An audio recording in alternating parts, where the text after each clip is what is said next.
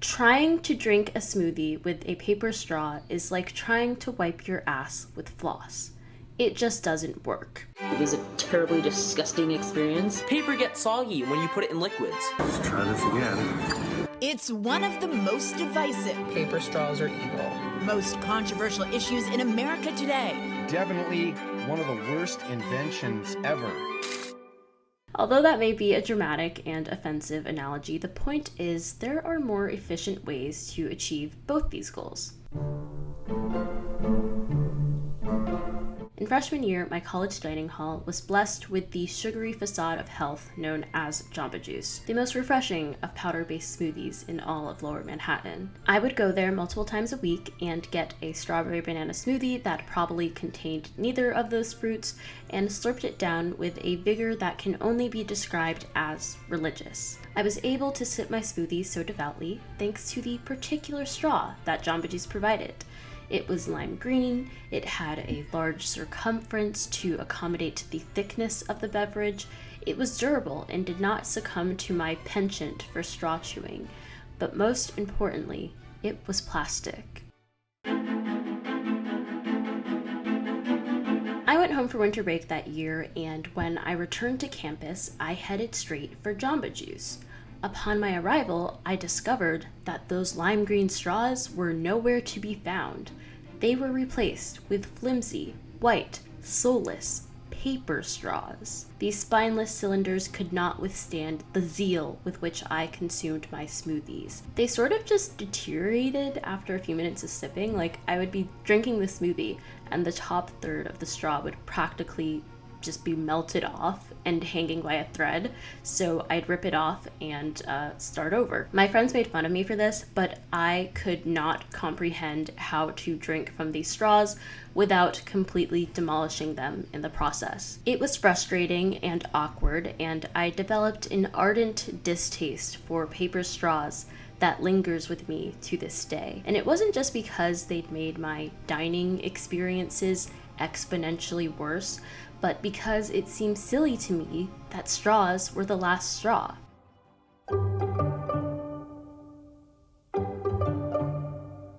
The paper straws were introduced because my university was kickstarting a Go Green initiative, as institutions do, while simultaneously investing in fossil fuels. So it really annoyed me that they were like, plastic straws is where we draw the line. It was kind of like putting a band-aid on a festering wound or giving a computer flu medication because it has a virus. The thought is nice, but is it really helping? Don't get me wrong, I like the environment and would like to exist on this earth past 2050, but it is fascinating to me that we as a society have decided that plastic straws are what will break the camel's back when there seems to be much heavier things contributing to this theoretical camel's demise. Since their introduction to my college campus, I have figured out a way to drink from paper straws without them spontaneously combusting upon reaching my mouth, and I'm well aware that metal and reusable straws exist.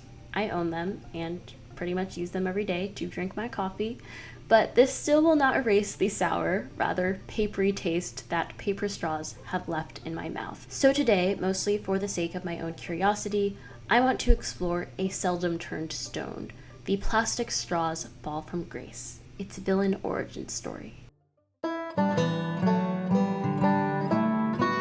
It all started in 1888 when a man named Marvin Stone became the first person to file a patent for a drinking straw. According to an article published by the Smithsonian Institute, legend has it that Marvin Stone invented the first paper drinking straw while sipping a mint julep after work. Stone, a manufacturer of paper cigarette holders, was drinking with friends using the traditional natural ryegrass straw. Dissatisfied with the way straws would break down and leave a gritty residue in the drink, Stone fashioned his first straw by winding strips of paper around a pencil, removing the pencil, and gluing the strips together. This improved device was test marketed at a local drinking establishment and enthusiastically received. Stone then refined his design by using paraffin-coated manila paper to prevent the straws from becoming soggy and disintegrating. He patented the product in 1888, and by 1890, his factory was producing more straws than cigarette holders. By the 1930s, straws took a bend. One day, inventor Joseph B. Friedman noticed his young daughter Judith struggling to drink her milkshake from a straight paper straw. Struck by an innovative instinct, he inserted a screw into the straw, wrapped floss around the screw's grooves, and took out the screw.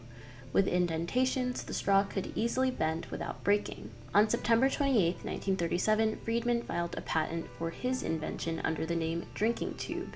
In 1939, he founded the Flexible Straw Corporation, later named Flex Straw Company, and by the late 1940s, he began producing the straws in mass. Because of its malleability, the flex straw was popular in hospitals since patients could easily adjust the straw for drinking while lying down, without compromising the flow of liquids or spilling. Friedman's first sale of flex straws were made to a hospital in 1947, and his invention virtually replaced the older glass drinking tubes that required sterilization and frequently broke. So where do plastic straws come in?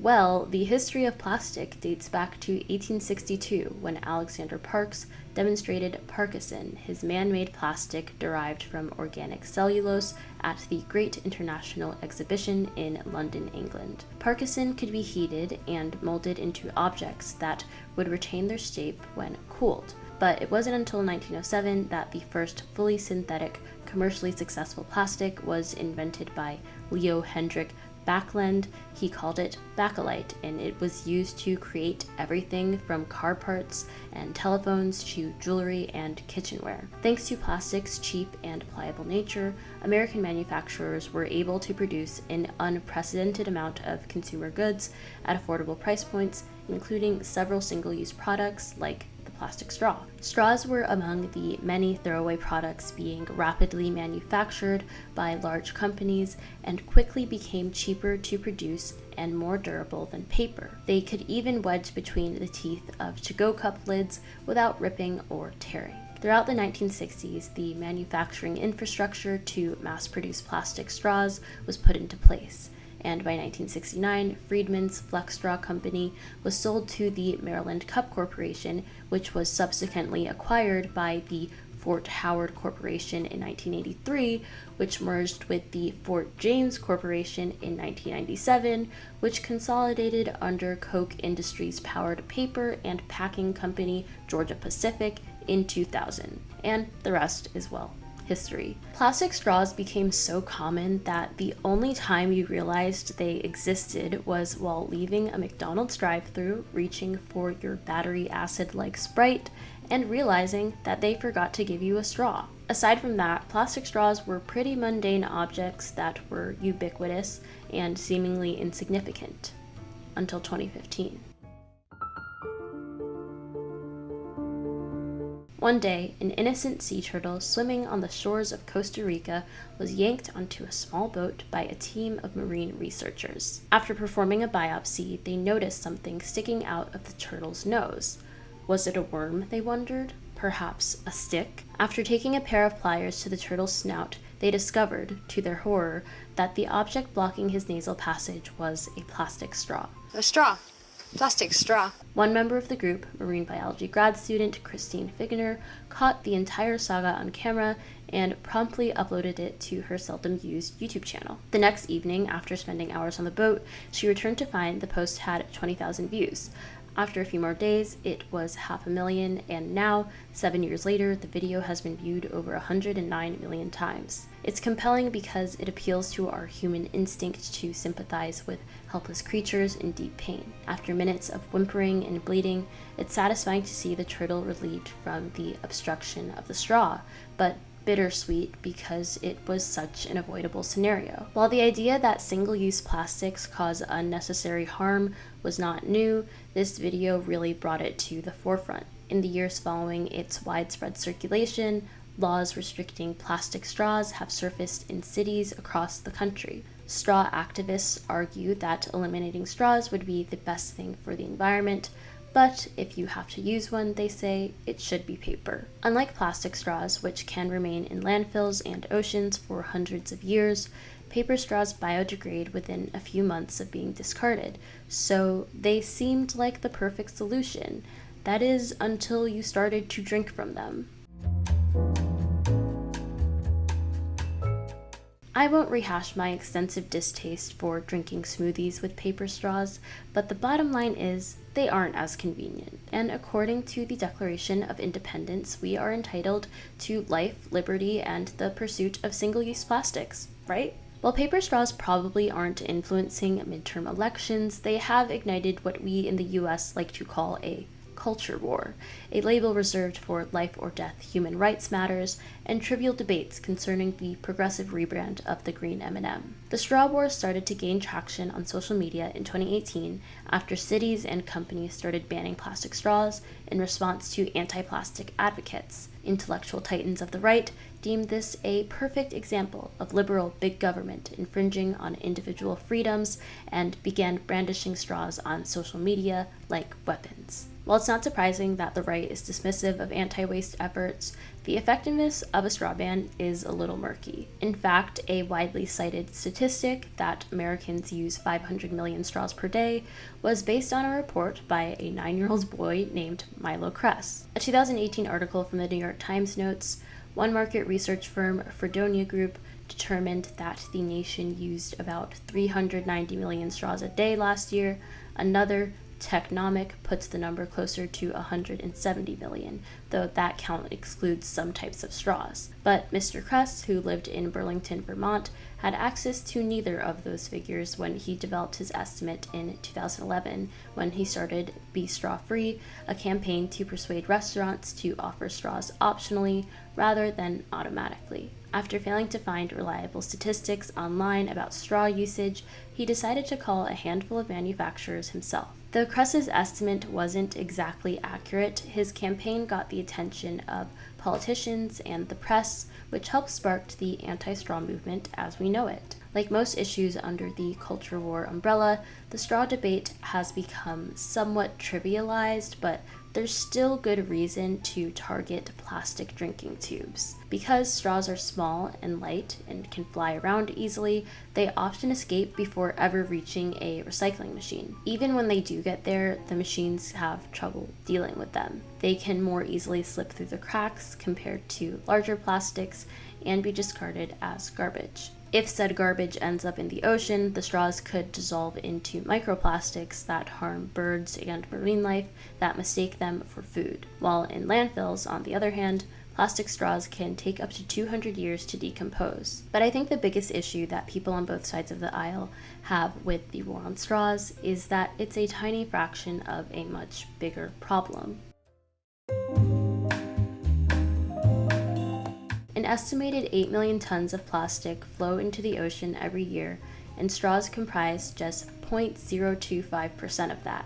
So even if we completely eradicated plastic straws, we'd still have a very long way to go. And it's important to note that it's pretty difficult to assess the sources of marine plastics, especially when they dissolve into microplastics, so it's hard to even get an accurate measure of what's in the ocean. While reusable and biodegradable straw options can help, it doesn't change that most recyclable bottles and plastic items aren't returned for reprocessing or reuse at all. Of all the plastics produced since the 1950s, just 9.5% were recycled, with the rest either incinerated or piling up in landfills and the natural environment. Hong Kong provides an interesting case study on the effectiveness of a targeted plastic straw ban. Research conducted by the Ocean Park Conservation Foundation reveals that Hong Kong's overall plastic straw consumption has dropped from 1.7 billion to 1 billion from 2017 to 2020, indicating a 40% drop in its annual plastic straw consumption. However, its overall waste plastics have increased by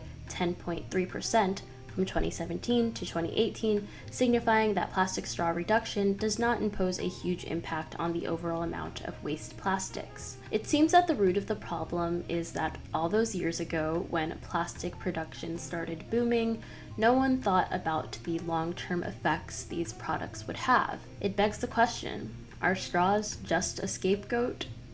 Kind of. Organizations like Lonely Whale, a group on the mission to ban straws in the US, admit and acknowledge that straws are a tiny piece of the pollution puzzle, but one of the easiest to remove. Dune Ives, the executive director of the organization, notes that the hope is to point out how common yet frivolous single-use plastic has become. Curbing the consumption of plastic straws is perhaps one of the easiest methods to raise the public's awareness of plastic waste pollution. Using a plastic straw is about the customer's preference as opposed to necessity. But disability rights advocates have pointed out that though plastic straws and several other consumer goods and services are relegated as unnecessary by able-bodied masses, they can be essential components of autonomy and better quality of life for people with disabilities. So, whose responsibility is it to curb the presence of single-use plastic in the world? The consumer, the producers, the law, all of the above? Just 20 companies are the source of more than half of all single-use plastic thrown away globally, and 100 companies are behind 90% of global single-use plastic production. This puts into perspective that single-use plastics aren't just coming out of the abyss, and most of it can be traced back to specific companies. While consumer pressure and trends can alter the practices of corporations, it doesn't guarantee lasting change, and this is where laws like banning plastic straws or bags comes into play. For example, in 2002, Ireland passed a plastic bag tax, and within weeks there was a 94% drop in plastic bag use. At this point in time, it seems unlikely that the US would pass any sort of single-use plastic ban on a national level, but cities and states are doing what they can to curb the accumulation of plastic. Unfortunately, all these solutions on the part of consumers, producers, and lawmakers fail to address the true underlying issue at hand, a system, capitalism, that values endless pursuit of profit over everything else, especially the environment. Of course, it's not necessarily easy to dismantle the system, but it is very peculiar that in mainstream media, at least, capitalism is seldom attributed as the reason for our copious amount of single-use plastic pollution. In an article titled, "It's Time to Break Up Capitalism's Love Affair with Plastic," Amy Leather writes, "In discussions about plastic use, it is common to blame mass consumerism and a throwaway culture for the environmental problem of plastic. However, rather than being demand-led, the throwaway culture was created and driven by the corporations who profit from it. The amazing materials created from the waste products of the oil and gas industry had to first be turned into new products and then a demand created for that new use. But the industry faced a big problem. Plastic is characterized by its strength and durability. A plastic product can last a long time, negating the need to buy another. So the industry had to come up with new ways to make us want and need more plastic. It was this drive for profit that led to single-use plastic and thus created the era of disposability. As a speaker at a 1956 conference told an audience of plastics manufacturers, "Your future is in the garbage wagon." Disposable products were initially a hard sell to a generation that had come through the Depression and wartime when a "make, do, and mend" mantra meant nothing was wasted. People initially kept the new plastic goods rather than throwing them away after one use. She continues, "Products were redesigned to be used only once, from lighters to pens, razors to straws. Today, half of all plastics produced go into single-use applications, and at the heart of this is packaging, which accounts for 26% of all production." Perhaps nothing sums up the irrationality of capitalism more than this. Materials that can last practically forever are used to make products designed to be thrown away. So that's how we got here. That is the downfall of plastic straws. I hope you guys enjoyed this video. I definitely learned a lot from researching for it, so I hope you maybe learned something new too. and I'll see you guys in my next one. Bye!